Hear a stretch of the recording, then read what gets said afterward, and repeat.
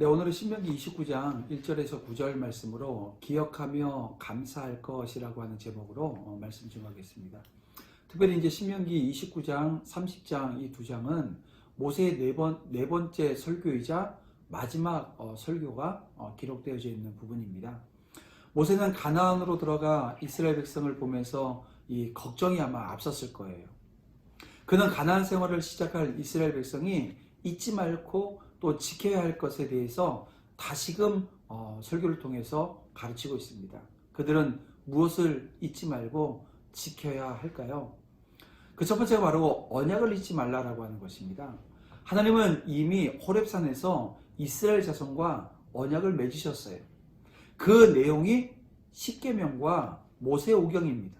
그리고 호렙산에서 세운 언약을 모압 땅에서 다시 확인하셨습니다. 여러분, 호렙산에서 광야 1세대에게 주어진 언약을 모압 땅에서 이 광야 2세대들에게 다시 선포하신 것입니다. 이 모압 언약은 과거를 회상해 가나안에서의 삶이 실패하지 않도록 언약의 내용을 간략하고 아주 분명하게 서술한 것입니다. 따라서 이스라엘 백성은 하나님과 맺은 이 언약을 절대로 잊어서는 안 되는 거예요. 언약을 기억하고 자손 대대로 지켜 나가게끔 해야 하는 것입니다. 사실 하나님께서 이 당신의 백성과 세우신 언약의 내용은 세대가 아무리 변해도 변하지 않습니다. 단지 그 언약의 대상인 인간이 여러분 변화될 뿐이라는 거예요. 이것은 인간에게 언약을 주신 하나님께서 영원토록 변치 않는 분이시기 때문에 그렇습니다. 만일 하나님과 그 언약이 세대에 따라 변한다면 우리의 신앙의 조건이나 방법도 변할 것이고요. 그렇게 되어지면 신앙의 기준이 없어서 하나님을 바로 섬긴다라고 하는 것이 도저히 불가능할 것입니다. 그러나 하나님은 그분의 언약도 영원토록 변하지 않는다는 것입니다. 변하는 것은 인간이지 하나님이 아닙니다. 보세요. 하나님을 사랑해서 하나님의 모든 말씀을 지켜 행하면 하나님께 복을 받고 마음을 돌이켜 하나님의 명령에 순종하지 않으면 저주를 받게 된다라고 하는 여러분 이 시내산 언약과 모압 평지 언약의 내용이 오늘날 우리에게도 그대로 적용되어지지 않습니까?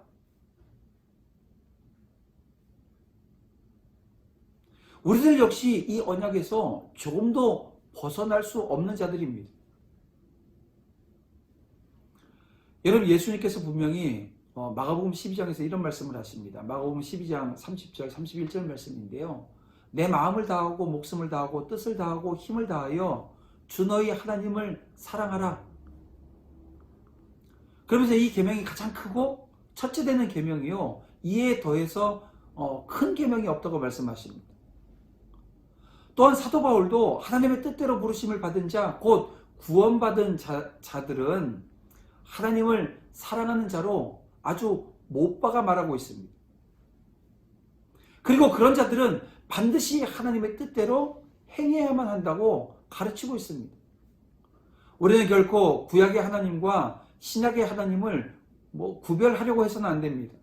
하나님은 언제나 여러분 변하지 않는 분이세요. 불변하시는 분이십니다. 그래서 당신의 백성들에게 언제나 동일한 사랑과 순종을 요구하셔요. 변하는 것이 있다고 한다면 언제나 그 언약의 대상인 인간입니다.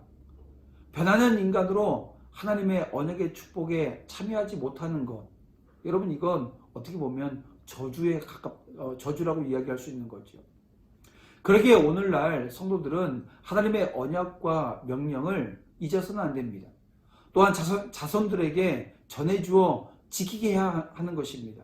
그래서 여러분 하나님의 말씀을 잊지 않기 위해서 어떤 노력들을 하고 계시는지요? 또 자녀들에게도 말씀을 가르치고 전하는 일에 얼마나 힘쓰고 있으신가요? 여러분 이 질문에 여러분들이 답을 내야 합니다.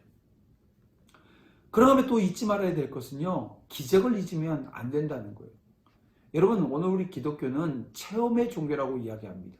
그래서 2절부터 8절까지를 보게 되어지면 모세는 이스라엘 백성들 앞에서 이스라엘 백성들의 과거의 역사, 곧 이 출애굽 구속사역, 그리고 광야 40년 동안의 역사, 그리고 얼마 전 있었던 요단 동편 모두 아모리 족속 정복 사건들을 지금 오늘 본문 가운데 회고하고 있습니다. 여러분, 이것은 이스라엘 백성들로 하여금 그들이 직접 체험하였던 하나님의 놀라운 능력과 은혜를 상기하게 함으로써 하나님을 더욱 신뢰하고 하나님과의 언약을 성실히 지킬 수 있도록 하기 위함이었습니다. 다시 말해서 모세는 도덕적 당위성을 강조하거나 탁월한 언변으로 이스라엘 백성들을 설득함으로써 그들로부터 억지로 하나님과 맺은 언약을 준수하겠다라고 하는 다짐을 받아내려고 했던 것이 아닙니다. 단순히 그들이 직접 체험했던 그 체험을 통해서 깨달아 알았던 그 사실을 그들에게 상기시킴으로써 그들로 하여금 자발적으로 하나님을 신뢰하고 그와 맺은 언약을 준수하도록 유도하고자 했던 것입니다. 그렇습니다. 기독교는요, 가상의 신을 머리로 만들어서 그것을 믿게 하는 거짓 종교가 아닙니다. 기독교는 인간의 역사 가운데 구체적으로 역사하시는 살아계신 그 하나님을 믿는 참된 종교입니다. 그래서 그 믿는 자들이 실제 삶 속에서 살아계신 하나님의 역사를 체험할 수 있는 종교가 바로 여러분 기독교라는 거예요. 여러분, 아브라함을 보십시오. 하나님을 믿었던 그는 생식 능력이 사라진 100세에 아들 이삭을 얻었습니다. 여러분, 요셉을 보세요. 그는 하나님의 은혜로 바로의 꿈을 아주 정확하게 해석을 하고 노예의 신분에서 또 죄수의 신분에서 애굽의 총리가 되었을 뿐만이 아니라, 여러분, 그 당시에 이 북아프리카와 근동 지역에 거주하고 있었던 수많은 사람들을 기근에서부터 건져내었습니다. 어디 성경에 그들뿐이겠어요? 모세, 여호수아, 기드온, 엘리야, 엘리사, 다니엘, 또 그의 세 친구. 여러분, 성경에 기록되어져 있는 모든 믿음의 사람들은 그들의 삶 속에서 역사 가운데 실제 하시는 하나님의 놀라운 능력을 체험하며 살았다는 것입니다. 그렇습니다. 기독교는 살아있는 생명의 종교이고요, 무엇보다도 체험의 종교입니다. 누구든지 하나님을 믿고 또 하나님이 그와 함께 하시기만 하면 하나님의 놀라운 역사를 체험하게 되어지는 것입니다. 그렇습니다, 여러분. 하나님은 이스라엘이 그 큰 시험과 또 그 가운데 이적과 기사로 애굽에서 나올 수 있도록, 출애굽할 수 있도록 인도해 주신 그 하나님이십니다. 여러분, 이걸 이스라엘을 잊으면 안 되는 거예요. 하나님의 홍해를 가르시고 만나와 메추라기를 주셔서, 그리고 반석에서 생수가 나게 하셔서 그들을 아무도 살 수 없는, 풀 한 포기도 살 수 없는 그 사막에서 40년을 살게 하셨습니다. 이건 여러분 기적입니다. 이 기적 베푸신 그 하나님을 잊어서는 안 된다는 거예요. 그분의 은혜를 잊어서는 안 된다는 것입니다. 그들은 하나님이 베푸신 기적으로 노예에서 자유인이 되었습니다. 하나님이 베푸신 기적으로 풍요의 땅에 들어갈 수 있게 되었습니다. 여러분, 오늘 우리도 하나님이 베푸신 기적과 은혜를 잊어서는 안 돼요. 하나님은 자신의 삶에서 어떤 기적을 일으키셨는가, 오늘 저와 여러분에게 주목하기를 원하십니다. 여러분, 오늘 우리의 삶 가운데 어떤 기적이 있었습니까? 내가 예수를 믿고 그분의 자녀가 되어진 것 자체가 기적 아닙니까?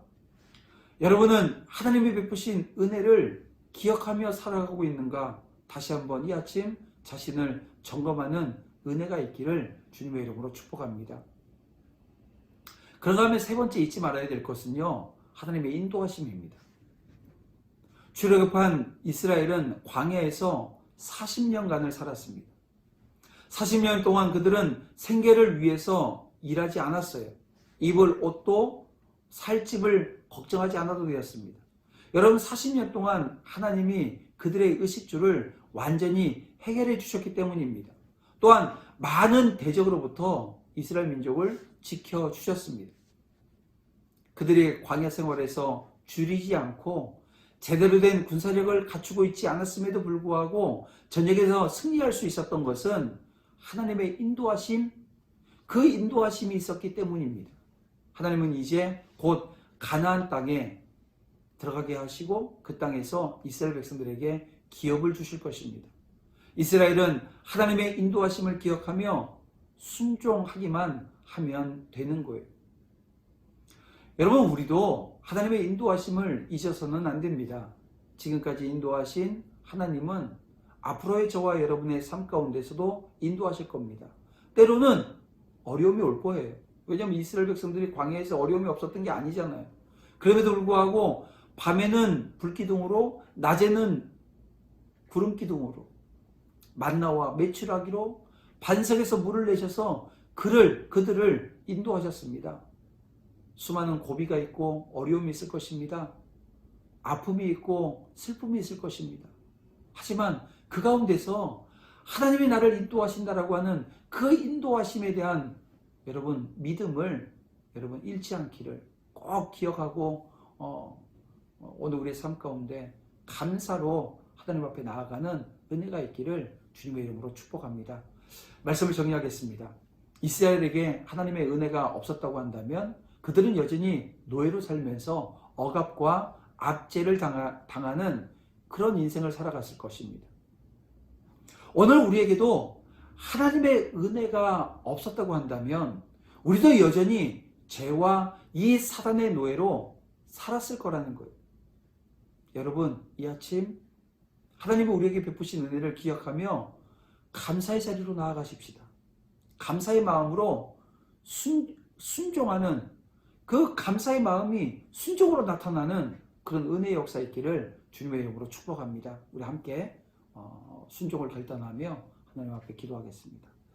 사랑과 은혜가 풍성하신 아버지 하나님, 감사합니다. 무엇보다도 하나님께서 저희들을 인도하시고 기적 가운데 인도하시며 저희들에게 베풀어 주신 놀라운 은혜를 믿음의 종들이 잊지 않을 수 있도록 인도하시고, 잊지 않는 그 상황에 머무는 것이 아니라 이제 그 잊지 않고 감사함이 순종의 삶을 통해서 하나님 앞에 드려지며 나타나며 영광 올려드리는 믿음의 종들이 다 되어줄 수 있도록 인도해 주시옵소서.